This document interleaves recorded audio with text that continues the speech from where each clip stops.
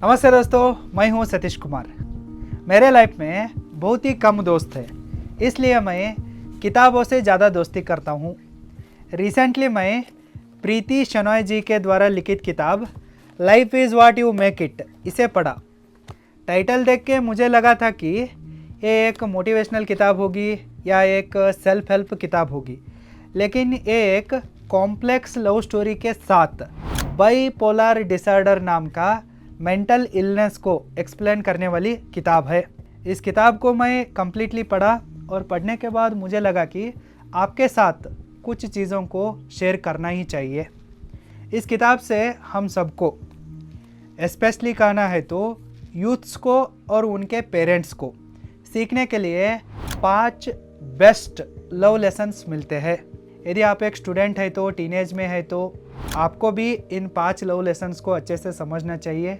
अगर आप एक पेरेंट है तो आपके बच्चे बिगड़ने से पहले ही आप इन 5 लव लेसन्स को अच्छे से समझना चाहिए और अपने बच्चों को अच्छे से गाइड करना चाहिए, ट्रेन करना चाहिए और हैंडल करना चाहिए। इसलिए मैं इन 5 लव लेसन्स को आपके साथ इस वीडियो में शेयर करने वाला हूँ। उनको शेयर करने से पहले मैं आपके साथ इस किताब का स्टोरी लाइन को शॉर्टली समराइज़ करना चाहता हूँ, ताकि आपको मैं जो 5 लव लेसन्स बता रहा हूँ ना, वो अच्छे से समझ में आ सके। अंकिता शर्मा नाम की एक खूबसूरत लड़की रहती है। वो केरला के एक फेमस कॉलेज में ग्रेजुएशन की पढ़ाई करती रहती है। वो पढ़ाई में बहुत तेज़ रहती है, अच्छे से मार्क्स को हासिल करती रहती है और पढ़ाई के साथ साथ कल्चरल एक्टिविटीज़ में, कंपटीशन में भी पार्टिसिपेट करती रहती है और उसको बहुत सारे अवार्ड्स, प्राइजेस भी मिलते रहते हैं। उसके खूबसूरती को देख के बहुत सारे लड़के उसके पीछे पड़े रहते हैं, लेकिन अंकिता अपने कॉलेज के सारे लड़कों को छोड़ के अपने बचपन के साथी, मतलब एक बचपन का फ्रेंड, वैभव नाम रहता है उसका, और वो आईआईटी दिल्ली में पढ़ता रहता है, उसके साथ लॉन्ग डिस्टेंस रिलेशनशिप में रहती है। वैभव इसको कॉल करता रहता है, ये भी उसको कॉल करती रहती है। लेटर लिखने के माध्यम से इनका बातें होती रहती है और गिफ्ट्स का भी शेयर करना, ऐसा कुछ इनका लॉन्ग डिस्टेंस रिलेशनशिप में एक लव अफेयर चलता रहता है। और उनका अफेयर इसी तरह से चलता रहता है। आगे एक इंटर कॉलेज फेस्ट में, कंपटीशन में अंकिता को अभिषेक नाम का एक लड़का मिलता है।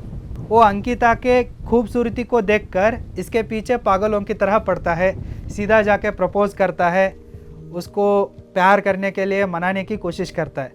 लेकिन अंकिता, मुझे ऑलरेडी वैभव नाम का एक बॉयफ्रेंड है, ऐसे अभिषेक को बता के उससे दूर रहने की कोशिश करती है। लेकिन अभिषेक अपना कोशिश को नहीं छोड़ता है, हार नहीं मानता है। वो अंकिता को ऐसे ही कुछ ना कुछ बातें करता रहता है। फिर अंकिता उसके साथ स्लोली मूव करने लगती है। अंकिता कभी भी अभिषेक को मैं तुम्हारे लव प्रपोजल को एक्सेप्ट करती हूँ ऐसा कुछ भी नहीं बताती है, फिर भी साइलेंटली स्लोली उसके साथ मूव करती रहती है।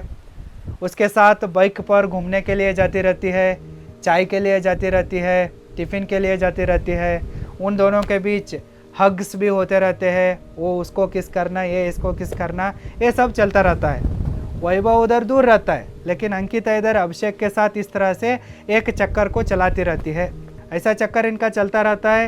अंकिता का ग्रेजुएशन की पढ़ाई कंप्लीट होने के लिए आता है। अंकिता को अपने लाइफ में एक अच्छा एमबीए कॉलेज को ज्वाइन करके कॉरपोरेट फील्ड को एंटर करके उधर जाके अच्छा खासा पैसा कमाने का एक सपना रहता है। इसलिए अंकिता ग्रेजुएशन ख़त्म होते ही मुंबई के एक फेमस एमबीए कॉलेज को अप्लाई करती है। उधर उसको सीट मिलता है और उसी समय में उसके पापा का ट्रांसफ़र होता है केरला से मुंबई को। इसलिए अंकिता अभिषेक को डंप करके केरला छोड़ के मुंबई को जाती है। इधर वन वे पागल प्रेमी अभिषेक, अंकिता मुझे ऐसे छाती पर लात मार के गई समझ के और डिप्रेस्ड होके सुसाइड करके मर जाता है। अभिषेक तो मरा, उसका चैप्टर क्लोज हो गया। लेकिन अंकिता उधर मुंबई में अपने मन पसंदीदा एमबीए कॉलेज में जाती है, एडमिशन लेती है, मन लगा के पढ़ाई करने को शुरू कर देती है और वो नए नए हॉबीज़ को भी स्टार्ट कर देती है। सुबह जल्दी उठना, वॉकिंग को जाना, जॉगिंग को जाना, रनिंग करना, अपना फिजिक को और ज़्यादा फिट करना और मुंबई को जाके ऐसा सब करने से वो और ज़्यादा खूबसूरत दिखने लगती है। और वो पढ़ाई में भी टॉप करती है और कल्चरल एक्टिविटीज़ में, इंटर कॉलेज कंपटीशन में भी टॉप करती है, अवार्ड्स को जीतती है, प्राइज़ को जीतती है, मतलब एक टॉप परफॉर्मर बन जाती है। फिर उधर उस कॉलेज में अंकिता को जोसेफ नाम का एक नया लड़का मिलता है। उस लड़के के साथ भी अंकिता स्लोली मूव करने लगती है। जोसेफ इसको पसंद करता रहता है, वो इसको प्रपोजल देता है। अंकिता उसको कुछ नहीं कहती है, साइलेंटली उसके साथ चक्कर चलाने लगती है। फिर उसके साथ घूमना, उसको हग करना, किस करना सब होता रहता है। लेकिन एक दिन अचानक अंकिता के पेरेंट्स को अपनी प्यारी बेटी एक टाइम में 3-3 लड़कों को प्यार के चक्कर में घुमा रही है, इस बात का पता लगता है। पेरेंट्स का जिम्मेदारी है, अपने बच्चे गलत राह पर जा रहे हैं तो उनको डांटना, सही रास्ते पर जाने के लिए मार्गदर्शन लेना।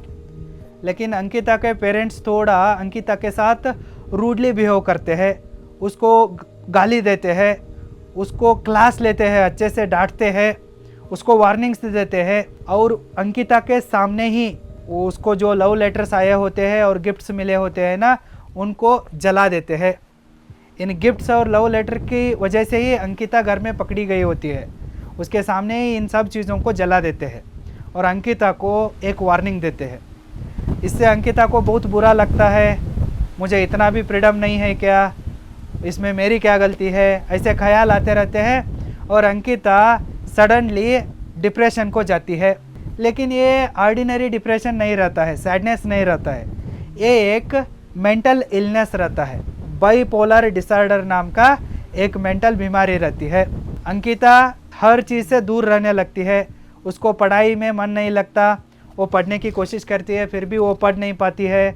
वो हर तरह के रनिंग, वॉकिंग, ऐसे एक्सरसाइज एक्टिविटी से, हॉबीज़ से, सब तरह से चीज़ों से वो दूर रहती है।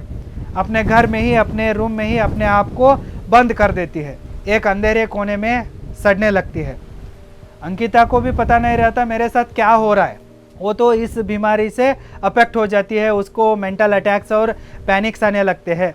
और अंकिता के पेरेंट्स को भी पता नहीं चलता हमारी बेटी के साथ क्या हो रहा है, इसलिए वो हेल्पलेस होकर अंकिता को बेंगलुरु के एक मेंटल हॉस्पिटल में एडमिट करते हैं। इस dangerous bipolar disorder mental illness से अंकिता कैसे बाहर आती है, होप के साथ कैसे अपने ज़िंदगी को बिल्ड करती है, यही इस किताब का मेन स्टोरी लाइन है, इसका एक समरी है। आई होप आपको एक आइडिया आया होगा इस किताब में क्या है। अब मैं आपको इस किताब से किन लव लेसन्स को सीखना चाहिए उनको बताता हूँ। टिप नंबर 1, यदि आप अब कॉलेज में पढ़ाई कर रहे हैं तो, टीनेज में है तो, यूथ है तो, आपको ये प्यार वार के चक्कर में नहीं पड़ना है, इनसे बहुत ही दूर रहना है। क्योंकि एज अ स्टूडेंट आपका मेन लक्ष्य होता है कि पढ़ाई करना, करियर में अच्छे से सेटल होना, ये होता है, ना कि प्यार वार।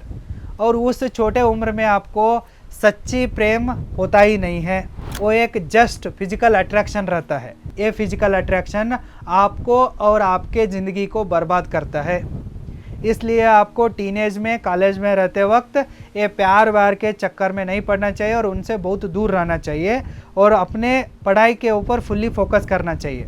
इसके लिए टाइम मैनेजमेंट को सीखना बहुत ज़रूरी है।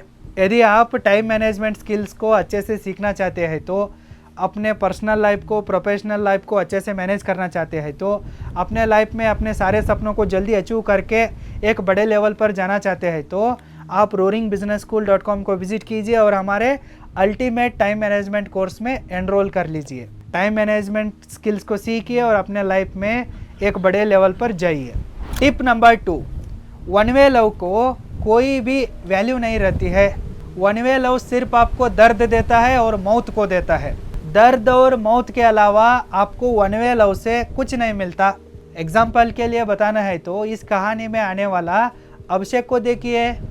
अभिषेक अंकिता के खूबसूरती को देख के पागल होता है, उसके पीछे पड़ता है, लव प्रपोजल को करता है। अंकिता उसको साफ साफ ओपनली बता देती है ना, मुझे ऑलरेडी वैभव नाम का एक बॉयफ्रेंड है। फिर भी अभिषेक हार नहीं मानता, उसके पीछे पड़ता है, उसके चक्कर में पड़ता है। अंकिता अपना करियर को बनाने के चक्कर में उसके छाती पर लात मार के मुंबई को जाती है।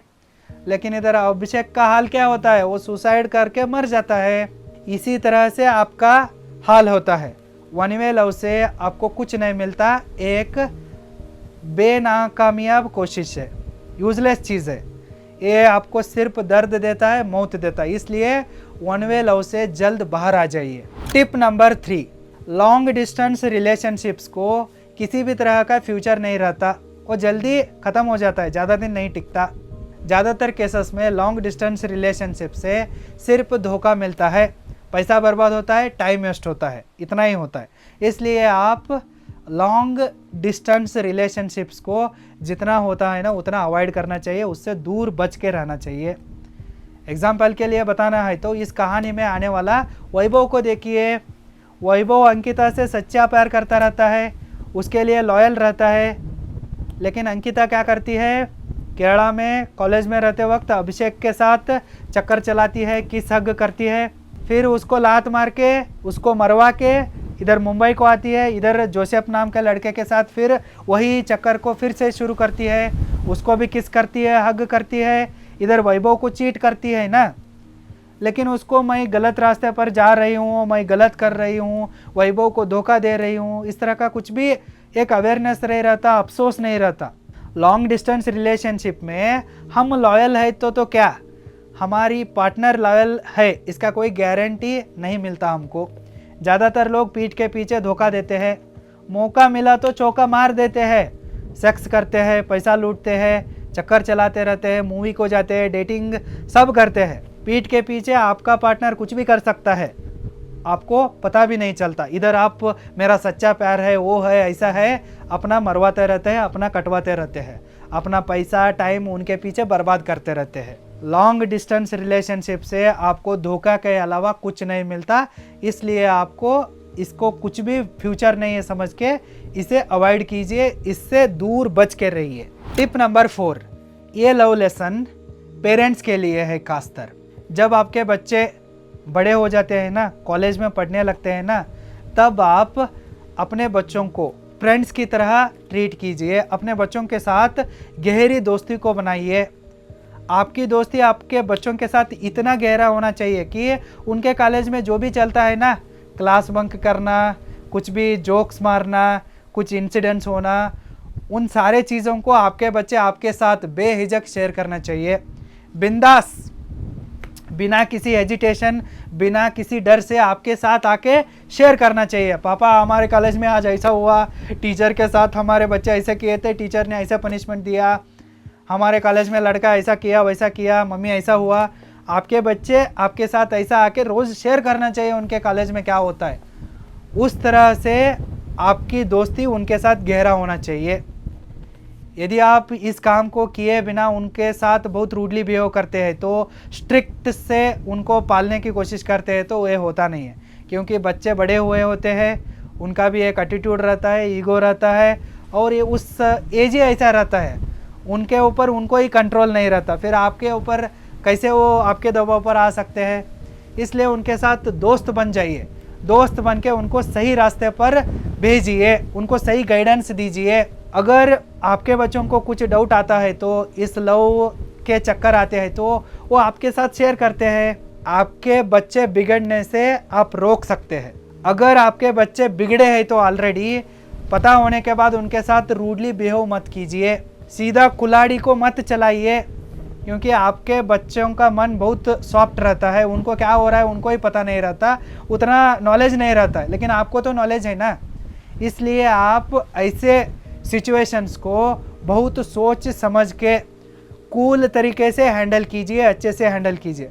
अगर आप उनके साथ मारना पीटना करते हैं, तो उनको दबाने की कोशिश करते हैं, तो वो दबते नहीं, वो फिर से अग्रेसिव से उठ के आते हैं, वो घर छोड़ के जा सकते हैं, उनके लवर के साथ, लड़के के साथ, लड़की के साथ भाग के जाके अपने ज़िंदगी को बर्बाद कर सकते हैं, नहीं तो पढ़ाई में इंटरेस्ट खो के अपने कॉलेज को ड्रॉप आउट कर सकते हैं, नहीं तो सुसाइड करके मर सकते हैं, नहीं तो अंकिता की तरह डिप्रेशन में जा सकते हैं, बड़े बड़े मेंटल इलनेस का शिकार हो सकते हैं। उनके साथ कुछ भी हो सकता है। बच्चों को तो अकल नहीं है, लेकिन आपको अकल है ना, इसलिए अपने बच्चों को सही से ट्रेन कीजिए, सही गाइडेंस दीजिए और उनको अच्छे से हैंडल कीजिए। इसके लिए एक ही उपाय है कि उनके साथ दोस्त बन के रहना। मैं पापा हूँ, मैं मम्मी हूँ, आप बच्चे हैं, इस एक बॉर्डर है ना, बीच में एक फ़िल्टर, इसको हटाना, थोड़ा उनके साथ क्लोज बन जाना, कंट्रोल रखना, लेकिन हाथ में पकड़ के ऐसा खस के पकड़ के नहीं बैठना। उनको लगना चाहिए, डर रहता है, पापा है, मेरा पापा इतना भरोसा किया है, मेरा मम्मी भी भरोसा की है, इतना खर्च करके मुझे कॉलेज में पढ़ा रहे हैं, मेरा अच्छे से पढ़ाई होना चाहिए, मैं लाइफ में कुछ करके दिखाना चाहिए, माँ बाप का नाम रोशन करना चाहिए, ये डर होना चाहिए। ये छोड़ के मुझे पापा को ये पता चलता है, वो पता चलता है, ऐसा डर नहीं रहना चाहिए। आपके पीठ के पीछे धोखा दे के आपके बच्चे गलत रास्ते पर नहीं जाना चाहिए। अगर आप थोड़ा फ्रीडम देते हैं, तो थोड़ा उनको पॉकेट मनी देते हैं, तो थोड़ा इधर उधर टूर को जाने के लिए, दोस्तों के साथ घूमने के लिए, मूवीज़ वगैरह जाने के लिए थोड़ा फ्रीडम देते हैं, तो वो भी थोड़ा आपको सच बताने लगते हैं। कंट्रोल कीजिए, लेकिन एक लिमिट में कीजिए, उनको पता नहीं रहना चाहिए, दोस्त बन के कंट्रोल कीजिए। यदि आप अपने मोबाइल में हर तरह के वीडियोस को अच्छे से एडिट करना सीखना चाहते हैं, तो आप roaringfilmschool.com को विजिट कीजिए और online mobile video editing course में एनरोल कीजिए। लिंक इस वीडियो के डिस्क्रिप्शन बॉक्स में है, चेकआउट कीजिए। टिप नंबर 5, अगर आपके प्रिय लोग डिप्रेशन में जाते हैं तो गलती से उनको मेडिसिन से पहले उनके मन में जो ख्याल है ना, उनको बिना जज किए सुनने वाले लोगों की ज़रूरत रहती है। वो डरते रहते हैं, मैं इस चीज़ को कैसे इसको बताऊँ, वो डर रहता है उनके अंदर, मैं अगर सच बता देता तो मुझे लव हुआ है, ब्रेकअप हुआ है, इधर मुझे धोखा मिला है, ऐसे सारे चीज़ों को वो बता देते हैं तो सामने वाला मेरा प्रियजन कैसे रिएक्ट करता है, ये एक डर रहता है अंदर, कैसे रिएक्ट करता है इसका डर भी रहता है। और ये अगर मुझे जज किया तो, मुझे दूर रखना शुरू कर दिया तो, मुझे अवॉइड करने लगा तो, मुझे डांटता है तो क्या, इस तरह का डर रहता है उनके अंदर। इसको वो एक्सप्रेस नहीं कर पाते, इसलिए वो डिप्रेशन को जाते हैं।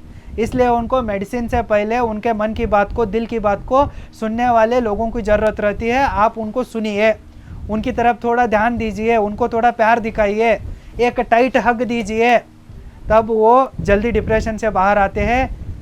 और अगर आप पहले ही उनके बातों को सुनते हैं तो वो डिप्रेशन को जाते ही नहीं। अगर गलती को कोई आदमी डिप्रेशन को गया है तो उसको सही से ट्रीटमेंट दीजिए। डिप्रेशन में एक टाइम में बंदा हाई पीक पर रहता है और एक बार लोएस्ट फेज़ पर जाता है। जब वो हाई फेज़ पर रहता है ना, तब वो अपने लाइफ में बहुत सारे अचीवमेंट्स को करता रहता है, फोड़ देता है, स्टडीज़ में फोड़ देता है, अच्छे अचीवमेंट्स को करता है, स्पोर्ट्स में जाता है, कुछ भी करता है वो। इसलिए उनको ऐसा नेगेटिवली मत देखिए, ये वो डिप्रेशन में गया है, ऐसे उसको किंडल करना, मजाक करना, ऐसे मत कीजिए, उनको अवॉइड मत कीजिए। वो भी एक नॉर्मल बीमारी है, डिप्रेशन कोई बड़ी बीमारी नहीं है, वो ठीक होता है। जैसे सर्दी जुकाम आता है ना, उसी तरह से ये इमोशंस का एक बीमारी आई होती है, डिप्रेशन हो, बाइपोलर डिसऑर्डर हो, ये ठीक होती है, ये कोई बड़ी बीमारी नहीं है, इसे समझिए। अगर कोई इस तरह का चीज़ों का इलाज ले रहा है तो उनको नीचे दिखाने की कोशिश मत कीजिए। अगर कोई मेंटल हॉस्पिटल को गया है तो उसको भी अलग तरीके से, अलग नज़रिए से देखने की कोई ज़रूरत नहीं, वो नॉर्मल है। नॉर्मल और अबनॉर्मल के बीच में सिर्फ एक छोटी सी धागे की डिफरेंस है, बहुत ही थिन लाइन है। वो जल्दी ठीक हो जाते हैं, सही से उनको ट्रीटमेंट मिलना चाहिए, प्यार मिलना चाहिए और सही से गाइडेंस मिला तो वो जल्दी ठीक हो जाते हैं। अगर आपको भी डिप्रेशन हुआ है तो भी आप ट्रीटमेंट लेने के लिए डरिए मत, बिंदास जाइए, ट्रीटमेंट लीजिए, आप जल्दी ठीक हो जाते हैं। ये ठीक होने वाली बीमारी है। ये 5 लव लेसन्स इस किताब से सीखने के लिए मिलते हैं। इन 5 लव लेसन्स को आप अच्छे से सीखिए और अपने लाइफ में आगे बढ़िए।